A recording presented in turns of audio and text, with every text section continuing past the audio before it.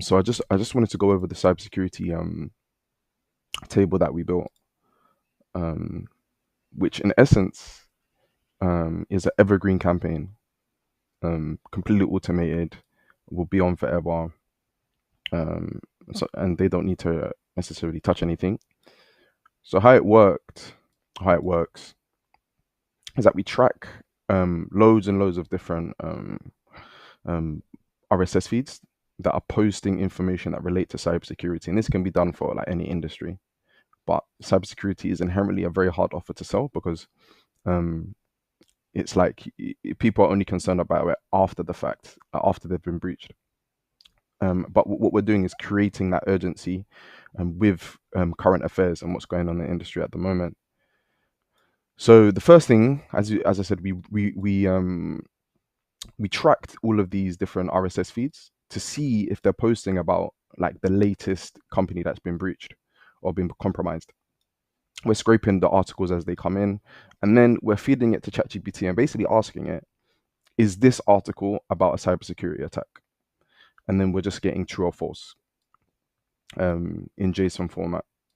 Then, based on the true or false statement, so if true, this will trigger the next column.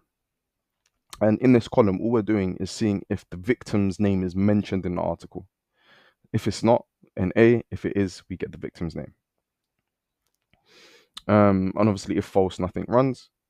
Then we're getting the domain of the name, and then we're finding lookalike companies, and then we're sending the data and also creating messaging as well.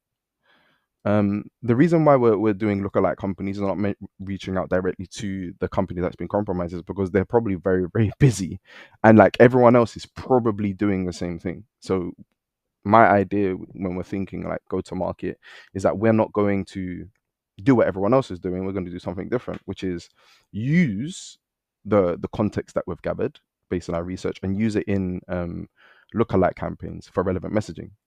So what we used is Ocean to get 10 lookalike companies that are similar to Victoria's Secret. So this is like Ann Summers and any other lingerie brand.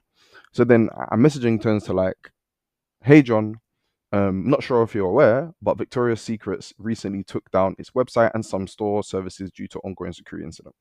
We can even reference the article and then pitch the cybersecurity service, which I think is 10 times more powerful.